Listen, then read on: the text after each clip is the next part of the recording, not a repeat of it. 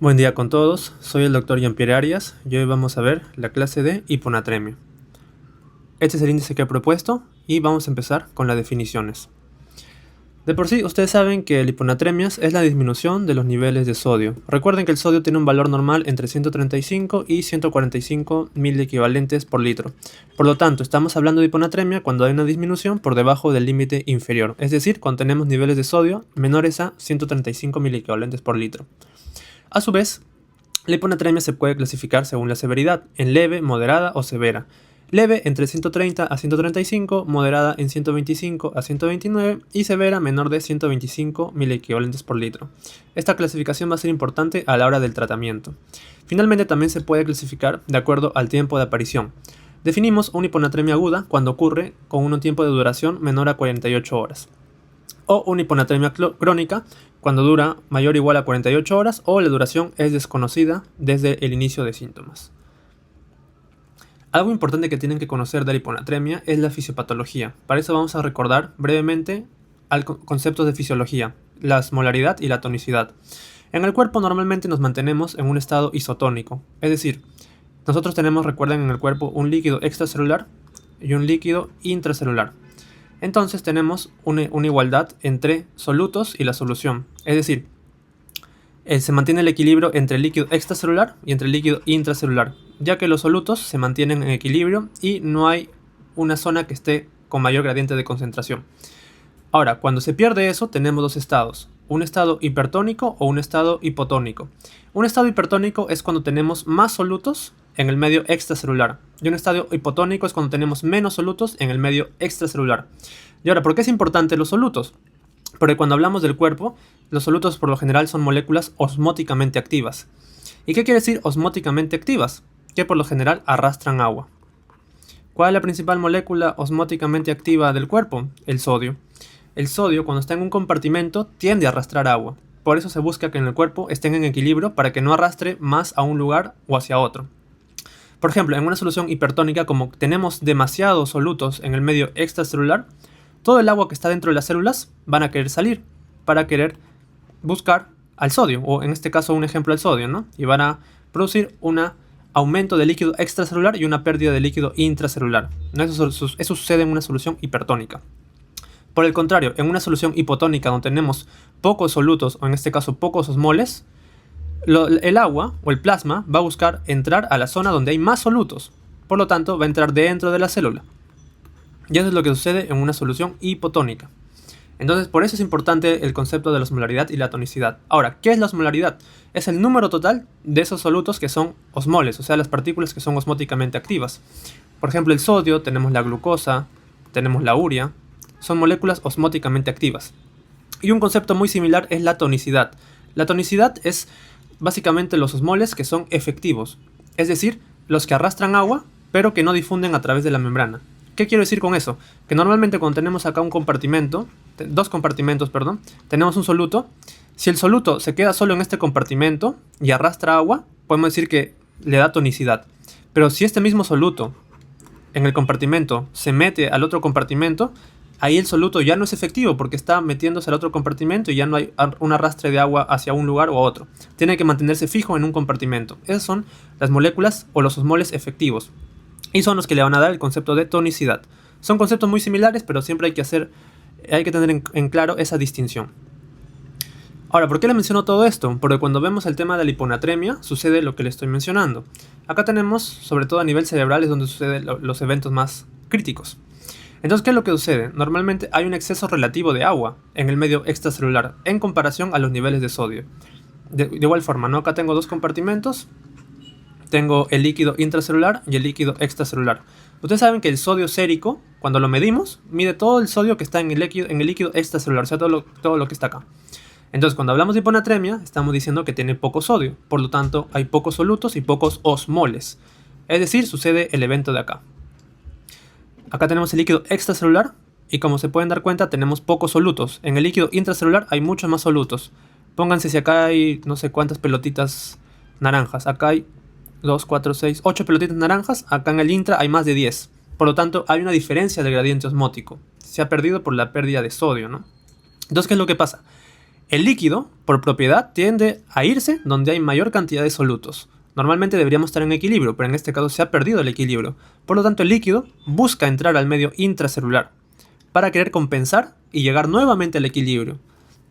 Entonces, cuando se meten a las células, eso produce un hinchazón, que en términos de fisiopatología es un edema, y afecta sobre todo al sistema nervioso, ya que puede producir un edema cerebral. Entonces, esa es la consecuencia más crítica y la complicación más temida de una hiponatremia que no se maneja a tiempo. Como pueden darse cuenta, se pierde el equilibrio, el agua entra a las células por el gradiente osmótico y se produce el edema cerebral, y si no se trata puede producir una herniación cerebral. Esto aplica para la mayoría de eventos de hiponatremia, sobre todo para los que son hipotónicos, como ya veremos más adelante. Bien, entonces, habiendo entendido un poco la fisiopatología, podemos ahora sí entender la parte clínica. Bueno, acá la clínica de una hiponatremia es muy inespecífica, ya que inicialmente cuando es una hiponatremia entre leve y moderada, inclusive el paciente puede estar asintomático. Luego puede presentar cierta debilidad, mialgias, unas cefaleas, puede estar un poco confundido, puede estar nauseoso. Si se dan cuenta, todos esos síntomas, si un paciente llega así con esa sintomatología, uno no piensa inicialmente en una hiponatremia, ¿no? Puede pensar de repente en alguna infección viral, en algún cuadro gástrico, entre otras causas. Pero a medida que va progresando y la clínica se va haciendo mucho más severa, ya el paciente puede presentar vómitos, puede presentar estupor, puede presentar convulsiones, puede llegar a coma o inclusive a la muerte. Sobre todo esto aplica cuando estamos hablando de pacientes con hiponatremia aguda, es decir, los que están recién experimentando el cuadro clínico. Entonces hay que tener bien en cuenta las etiologías para poder sospecharlo, porque si no lo sospechamos, a pesar de que sea severo, muchas veces todo este cuadro clínico puede ser causado por otras razones. Entonces siempre hay que tener en la sospecha o en el diagnóstico diferencial un trastorno hidroelectrolítico. Ahora, como otro punto a considerar es que los pacientes con hiponatremia crónica tienden a presentar menos sintomatología, porque ya se adaptan a esos niveles bajos de sodio y el mismo cuerpo o el mismo sistema nervioso trata de regular para no entrar en ese estado de edema cerebral. Por lo tanto, toda esta clínica es muy particular de los pacientes con hiponatremia aguda, o en la mayoría de casos. Bien, ahora la parte más importante del tema es el algoritmo diagnóstico, y aquí también vamos a ver la parte etiológica. La parte etiológica no la mencioné antes porque justamente la vamos a ver en la parte diagnóstica. Acá tenemos la fórmula de la osmolaridad, que como le dije, incluye a los principales solutos del cuerpo, el sodio, la glucosa y la urea. Normalmente el valor debería ser este de acá, entre 280 a 295 milosmoles por kilo. Entonces, cuando hacemos el abordaje de un paciente con hiponatremia, ya, una vez que diagnosticamos que por ejemplo tiene un sodio en 130, lo siguiente es medir la osmolaridad plasmática. Las verdaderas hiponatremias, las que son, o bueno, la mayoría de etiologías de la hiponatremia, son las que son hipotónicas, o sea, las que tienen la osmolaridad plasmática disminuida. Pero antes de entrar con este gran grupo, vamos a ver los otros dos escenarios, cuando tenemos una osmolaridad alta o cuando tenemos una osmolaridad normal. Y para eso veremos la siguiente imagen. Entonces acá tenemos una hiponatremia hipertónica y una hiponatremia normotónica. Recuerden que estos conceptos van una vez habiendo sabido la osmolaridad plasmática. Ok, la hiponatremia hipertónica. Hagamos un poco de entendimiento lógico. ¿Qué es lo que sucede en la hiponatremia hipertónica? Como bien dice su nombre, tenemos una osmolaridad aumentada, ¿verdad? Una osmolaridad plasmática aumentada. ¿Y quiénes son las moléculas que le dan la osmolaridad? Por lo general, el sodio, la glucosa y la urea. Y algunos otros componentes ya mucho más raros. Entonces, como dice, hay otra molécula en el cuerpo que esté jalando agua. Y eso es lo que va a estar diluyendo el sodio. Típicamente son los casos donde tenemos un cuadro de hiperglicemia, ¿no? Por ejemplo, una cetoacidosis, un estado hiperosmolar hiperglicémico, ¿no? De una diabetes no controlada. Cuando tenemos demasiada glucosa, la glucosa ustedes saben por la fórmula que contribuye a la osmolaridad. Por lo tanto, todo eso puede jalar agua y puede producir una dilución del sodio, llevando a una hiponatremia. También se ha visto con otros osmoles, como por ejemplo el manitol. Entre otros más, pero acá lo más importante, la hiperglicemia. Y luego tenemos a la hiponatremia normotónica, es decir, acá en este caso la osmolaridad plasmática está prácticamente normal. Entonces, ¿qué sucede acá? También se denomina pseudohiponatremia. ¿Y por qué se denomina pseudohiponatremia? Porque no es una hiponatremia real, es simplemente un error de laboratorio. Y es que Cuando tenemos la presencia de determinadas sustancias, como por ejemplo tenemos demasiados triglicéridos o tenemos demasiadas proteínas, hay un error de laboratorio. Cuando se hace la medición de la analítica de los electrolitos, tanto el aumento de proteínas en exceso o el aumento de lípidos en exceso pueden causar una lectura errónea de los niveles de sodio. Por lo tanto, en estos casos se tendría que repetir la muestra e ir haciéndole seguimiento al paciente, porque como es una pseudohiponatremia no debería tratarse, simplemente corregir el error muestral. Entonces, para entenderlo mejor, vamos a ver con la siguiente pregunta. Tenemos una mujer de 55 años que acude a emergencia por vómitos, polidipsia y tendencia al sueño. Bueno, se hace el diagnóstico de una cetoacidosis diabética y se ven los siguientes análisis. Tiene una acidemia marcada, tiene cuerpos cetónicos positivos en la orina, una glucosa en 500 que está muy alta, una hiponatremia en 129 y unos triglicéridos ligeramente elevados, ¿no? En 190. Y nos preguntan cuál es la causa de los niveles de sodio de la paciente. Igual, estamos hablando, según lo que hemos visto en la diapositiva anterior, de un cuadro de una hiponatremia, en este caso, hipertónica. En el caso de una hiponatremia hipertónica, ¿qué es lo que sucede? Como le dije, hay un aumento de la osmolaridad plasmática. Eso es lo fundamental de la hiponatremia hipertónica. En este caso, no es tan necesario calcular la osmolaridad plasmática, simplemente uno se guía del cuadro clínico. Ya les dije, ¿cuál es el cuadro clínico? Un aumento desmesurado de la glucosa. Hay una glucosa en 500. Cuando tienes demasiada glucosa, la glucosa también es un osmol activo y arrastra agua. Y eso es lo que va a diluir al sodio. Entonces, en este contexto, lo que tenemos acá es probablemente una hiponatremia por dilución, específicamente por la hiperglicemia. Un error de laboratorio sería en el caso de triglicéridos altos, los cuales sí están altos, pero no están en extremo altos. Normalmente los triglicéridos se ponen muy altos cuando están por lo general más de 1000, ¿no? Cuando puede tener un riesgo de pancreatitis. Ahora en 190, si bien están elevados, no llegan a ese punto. Entonces, por el cuadro clínico y el contexto del paciente, un error de laboratorio no parece ser el caso. Pérdidas digestivas, no menciona que esté con diarreas. Pueden mencionar un poco los vómitos, pero pues no, en el contexto no justifica. Más orienta a una dilución por la glucosa. Y una secreción inadecuada de antidiurética, eso lo vamos a ver más adelante. Eso es una hiponatremia hipotónica. Y acá estamos hablando de hipertónica. Por lo tanto, acá la clave vendría a ser la dilución por hiperglicemia. En este caso, la dilución por hiperglicemia, como pueden darse cuenta, tiene, pues, esto ya lo ven cuando se revisa el tema de cetoacidosis diabética, el sodio se puede corregir de acuerdo a los niveles de glucosa, ¿no? O sea, básicamente acá hay una fórmula, se añade 1.6 miligramos al sodio por cada elevación de 100 miligramos de la glucosa cuando la glucosa esté más de 100. No voy a entrar tanto en detalle porque simplemente esto es un dato adicional para que lo sepan. Simplemente quédense con la idea de que cuando tenemos un contexto para saber la etiología y la causa, siempre es bueno analizar qué comorbilidades tiene el paciente y cuáles son los análisis que nos da el enunciado. En este caso, por todo lo expuesto, vendría a ser una dilución por hiperglicemia. Listo. Entonces, ya tenemos a la hiponatremia. Ya hemos visto estos dos escenarios de acá. Cuando tenemos una hiponatremia hipertónica y una hiponatremia normotónica. Ahora, las hiponatremias en el 90% de los casos, o 95%, son hiponatremias hipotónicas. Entonces, una vez que tenemos la hiponatremia hipotónica, tenemos que medir luego el volumen extracelular. ¿Eso qué quiere decir? Tenemos que medir la volemia, ¿no? O sea, si el paciente está hipovolémico, si está euvolémico o si está hipervolémico. Entonces tenemos acá tres grandes grupos. Primero vamos a empezar con los casos de hipovolemia. Entonces acá lo tenemos, ¿no? Tenemos ya, si se dan cuenta, un poco se va complicando la clasificación, pero pues si vamos en orden no debería ser un problema para nosotros. Primero tenemos la hiponatremia, luego tenemos la tonicidad, es hipotónica, y finalmente tenemos el estado de hidratación, en este caso es una hiponatremia hipovolémica. ¿Ok? Entonces, ¿qué es lo que sucede acá? Pues hay una pérdida tanto de sodio como de agua, que puede ser a nivel renal o a nivel extrarrenal. Como hay una pérdida de sodio, tanto de sodio como de agua, obviamente hay una pérdida de la volemia plasmática. Cae el volumen plasmático efectivo.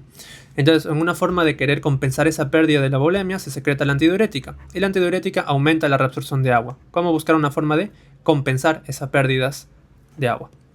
Ahora, lo importante es la etiología, ya que puede ser un problema extrarrenal o un problema renal. Un problema extrarrenal, aquí estamos hablando de pérdidas digestivas, diarreas, vómitos, También sudoración excesiva. Tercer espacio, por ejemplo, peritonitis, pancreatitis, zonas donde hay un secuestro, por así decirlo, entre comillas, de agua, o quemaduras donde también hay una pérdida de la volemia. Y a nivel renal, obviamente, el uso de diuréticos puede ser diuréticos tiacídicos, diuréticos de asa, una deficiencia de los mineralocorticoides, ya saben, la aldosterona, dentro del eje RAS es importante para mantener la volemia. Si no hay una función de la aldosterona, pues también puede producir un cuadro de hiponatremia. Un síndrome pierde sal, que este es un caso raro, que en inglés se llama cerebral salt wasting, que lo vamos a ver en unos momentos. Y finalmente, el diagnóstico. Obviamente, como estamos produciendo un aumento de la antidiurética como forma compensatoria, los solutos en la orina se van a concentrar, por lo tanto la osmolaridad urinaria va a estar aumentada. Si tenemos una pérdida extrarrenal, el sodio urinario va a ser normal, o sea, va a ser una pérdida normal, menor a 20-30 miliequivalentes por litro. Pero si tenemos una pérdida urinaria del sodio, obviamente cuando se mida va a estar aumentado. El sodio urinario va a tener una pérdida mayor a 20-30 miliequivalentes por litro. Entonces, una forma práctica de cómo diferenciar si es una pérdida renal o extrarrenal es midiendo el sodio urinario, si está alto o si está bajo. Yendo con la pregunta, tenemos un paciente de 30 años que tiene un cuadro de hemorragia subaracnoidea y durante la hospitalización presenta hipotensión, deshidratación y en analítica tiene un sodio en 125, un potasio normal y una osmolaridad urinaria aumentada. Un sodio urinario también aumentado. Y nos preguntan cuál es el posible diagnóstico. Bueno, este es un caso raro, simplemente lo he puesto para traerlo a conocimiento. Acá tenemos un caso de un síndrome pierde sal o un cerebral salt wasting. En este caso, ¿qué es lo que sucede? Normalmente ante un evento crítico, como puede ser una hemorragia subaracnoidea o una neurocirugía, se produce una pérdida urinaria de sodio. Y eso es a lo que se denomina este síndrome raro, síndrome pierde sal.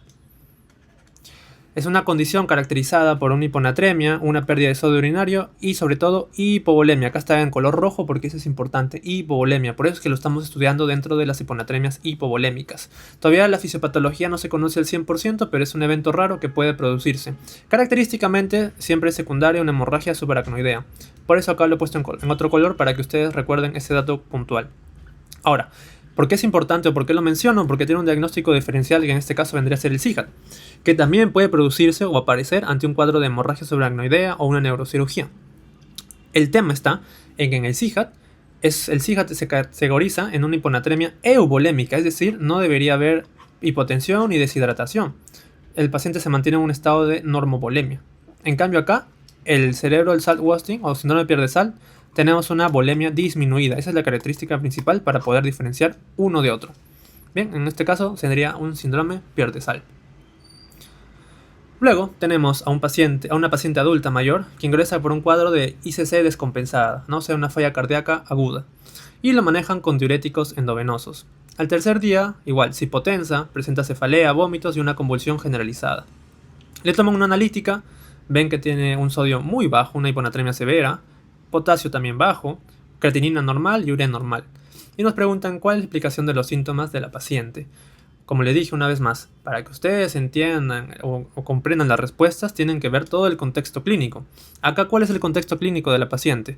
Tiene una falla cardíaca descompensada, o sea, es una insuficiencia cardíaca aguda. Y para manejar eso, normalmente el paciente se llena de líquido, se congestiona. Entonces, para manejar eso, ¿qué es lo que se usan? Diuréticos. Los diuréticos, ustedes saben que expulsan o bloquean la reabsorción de sodio para que se expulse también líquido y de esa forma no se congestione la paciente. Tenemos los dos diuréticos más importantes que son las tiazidas y los diuréticos de asa, ¿verdad? Entonces eso disminuye globalmente el nivel de sodio en el cuerpo y eso puede producir, si no se hace seguimiento o unos controles seriados de los electrolitos, puede producir una hiponatremia grave. Y como es aguda, puede producir toda la sintomatología que hemos repasado en la diapositiva de la clínica. Por lo tanto, acá la clave vendría a ser pérdidas renales por uso de diuréticos. Y eso que acá no nos han dado el sodio urinario, pero solo conociendo, entendiendo bien el contexto, podemos llegar a las alternativas. Como le dije, SIGAD no tiene nada que ver en este tema, esto es euvolémico. Una insuficiencia renal aguda, deberíamos tener la creatina elevada, la creatinina está en 1. Y la hipervolemia, pues la hipervolemia también es una causa de hiponatremia. En este caso, claro, la falla cardíaca podría hinchar al paciente y producir una dilución. Pero por todo el contexto, y porque ya vemos que está con hipovolemia por la hipotensión, pues más orienta a una pérdida renal por uso de diuréticos. Recuerden, acá le puse esta imagen solo para que vean los mecanismos de los diuréticos. Recuerden que en el asa de Henle tenemos al transportador NKCC, en el cual ahí actúan los diuréticos de asa inhibiéndolo, y las tiacidas en el túbulo distal inhibiendo al simporte sodio-cloro. En síntesis, para evitar la resolución de sodio y por lo tanto aumentar la eliminación de agua. Bien, entonces esos son básicamente los dos ejemplos que quiero que ustedes conozcan cuando hablamos de hiponatremia hipovolémica. Listo, entonces ya vimos la hiponatremia hipovolémica, ya vimos estos dos escenarios de acá. ¿Qué faltan? Estos dos de acá. Y la hiponatremia euvolémica es la que toca a continuación. Ahora, de acá, lo más importante de lejos que tienen que conocer es este de acá, el famoso CIHAT. Entonces vamos a enfatizar bien en eso. Pero también hay otras causas, solo por mencionarlas, como por ejemplo la polidipsia, que es que el paciente tiene mucho deseo de tomar líquidos y por lo tanto con eso puede diluir el sodio. Soluciones hipotónicas, que también sean básicamente agua libre, como por ejemplo dextrosa al 5%, cloruro de sodio al 0.45, o sea, soluciones que tengan más agua que sodio, también pueden diluir la volemia, el sodio. O, por ejemplo, otras enfermedades como la insuficiencia suprarrenal o la enfermedad de Addison, un hipotiroidismo severo. Aquí también es útil medir el sodio urinario y la osmolaridad urinaria. Si el sodio urinario y la osmolaridad urinaria están bajas, pues el problema es a nivel sistémico, ¿no? Como por ejemplo la polidipsia o alguna solución exógena. Y si es un problema ya que afecta a nivel renal, pues aquí tenemos el resto, ¿no? Y aquí lo más importante, como le dije, tenemos al CIHAT, que es el cual vamos a enfatizar. Acá tenemos el síndrome de secreción inapropiada de la hormona antidiurética. Lo más importante del CIHAT que ustedes tienen que conocer es la etiología, porque es muy variada. Es muy variada, entonces aquí es donde tenemos que conocer bien qué cosas son las características o lo que nos puede orientar a que sea un CIHAT. Entonces, lo primero es que puede ser un accidente cerebrovascular, un sangrado, puede haber infecciones, un cuadro neuroquirúrgico, como un tumor cerebral. Como les digo, esto se parece mucho a un síndrome pierde-sal, por eso es importante hacer el diagnóstico diferencial.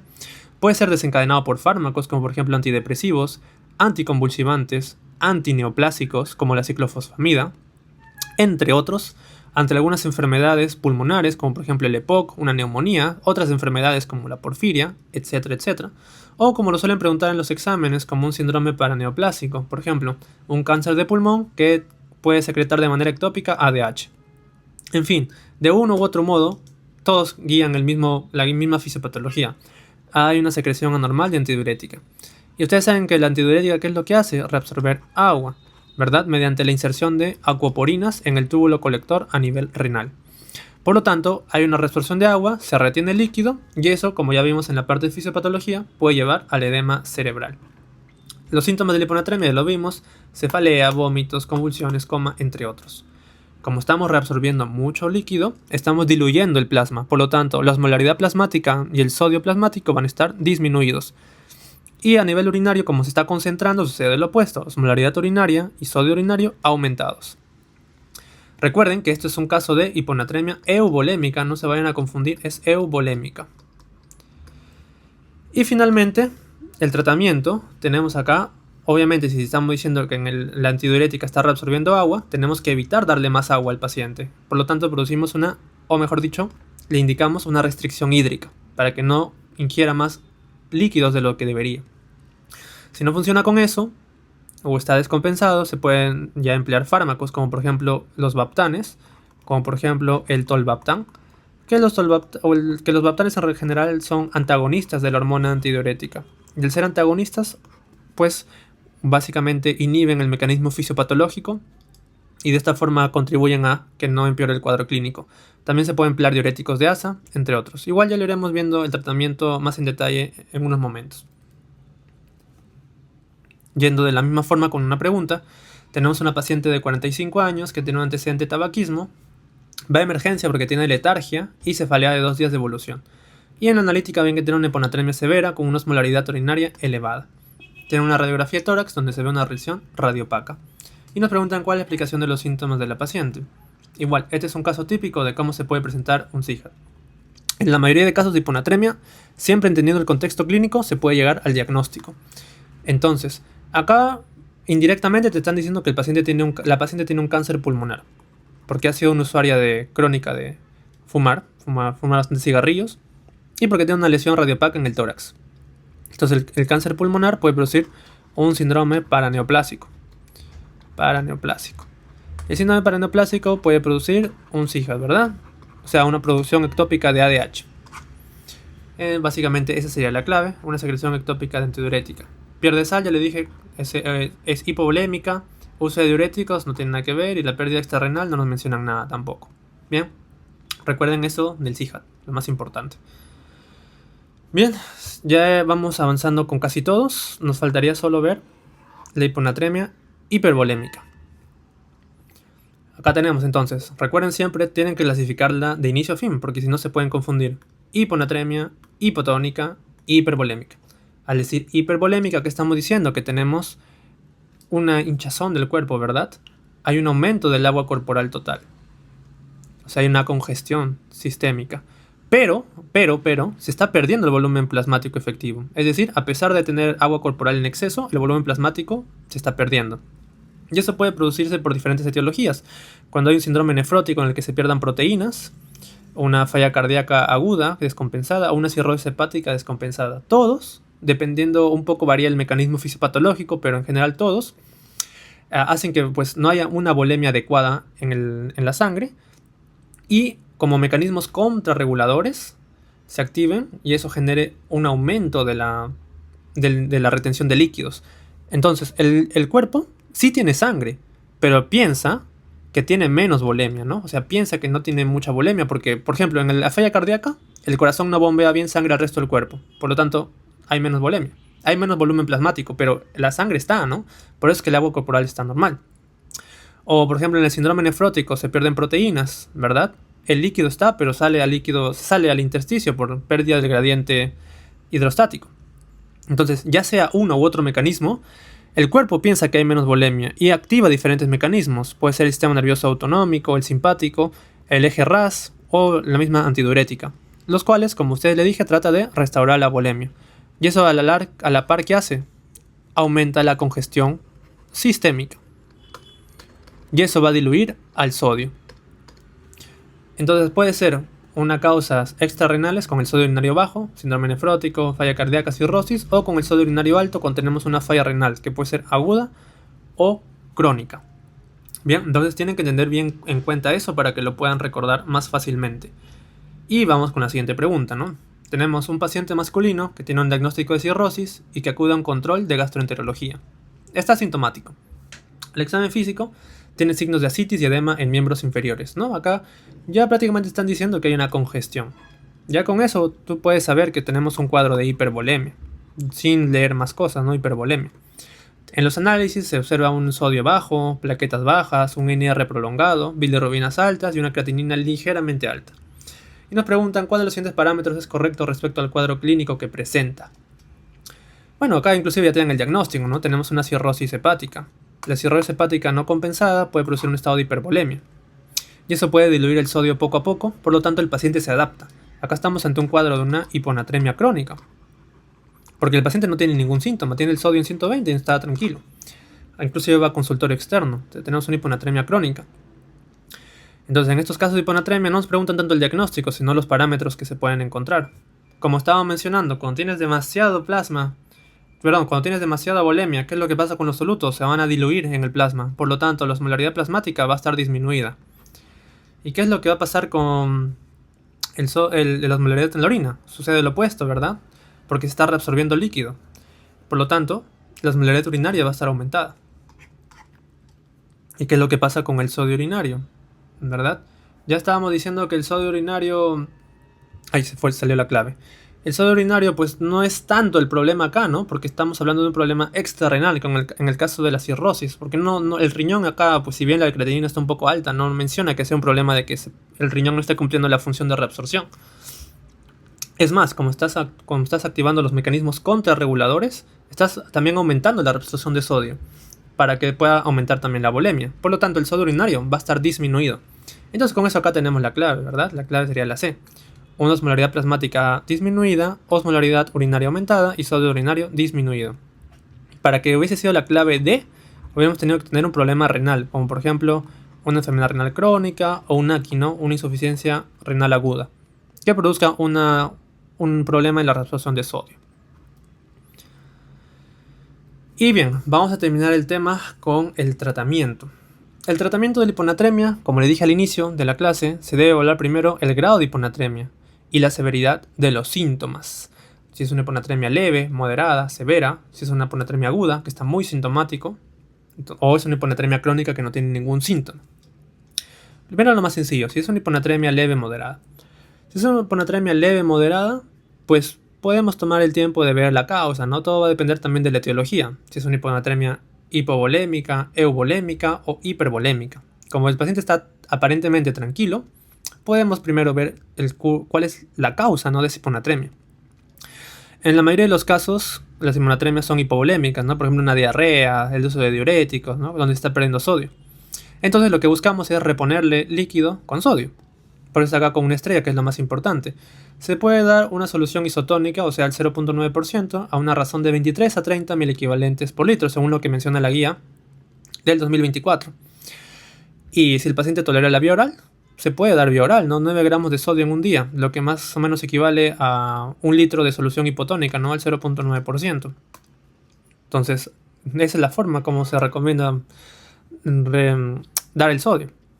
Si es una hiponatremia euvolémica, en este caso el más importante, el CIGAT, obviamente restricción hídrica, no darle más líquidos, y utilizar lo que ya les mencioné, los baptanes, diuréticos de asa, la furosemida, puede darse incluso otros mecanismos como urea, inhibidores SGLT2, entre otros. Y si es un estado de hipervolemia, es similar, ¿no?, el manejo. Restricción hídrica, manejar el cuadro de fondo, ¿no?, la cirrosis, la falla cardíaca, el síndrome nefrótico. Dale sus medicamentos también como los baptanes, los diuréticos de asa, porque también influye en parte la antidiurética acá. Y pues básicamente eso con el tema de la hiponatremia leve moderada. Lo que nos compete cuando tenemos una hiponatremia severa, es decir, cuando el paciente llega sintomático, llega convulsionando, llega letárgico, con tendencia al sueño, allí pues tenemos que aplicar una solución hipertónica, o sea, el cloruro de sodio al 3%. Y normalmente tiene dos formas, un bolo entre 100 a 150 cc, que es lo que se recomienda de elección, o una infusión continua entre 0.5 a 1 cc kilo-hora. ¿Por qué? Porque el paciente tiene riesgo de ya tener un daño cerebral permanente. Por lo tanto, para buscar reponer de manera inmediata ese sodio, se da pues ese bolo pequeño. ¿Y qué es lo que se busca? ¿Cuál es el objetivo? Elevar 4 o 6 mil equivalentes en 6 horas o menos. Y luego hacer una reevaluación. Como ven acá, si el sodio se eleva a menos de 4 miliequivalentes, pues se repite el bolo en 20 a 40 minutos. Si se mantiene en ese rango, simplemente se detiene el bolo y se hace seguimiento con observación. Y si por otro lado se pasa el sodio, o sea, se corrige más de 6, por un lado se detiene el tratamiento y se hace una corrección, que puede ser con desmopresina, que puede ser con solución glucosada, para buscar disminuir el sodio por lo menos 1 miliequivalente por litro. Es decir, para no pasarnos de la sobrecorrección. Ahora, ¿por qué es importante no pasarnos de la sobrecorrección? Porque no se debería incrementar más de 8 miliequivalentes por litro en las siguientes 24 horas.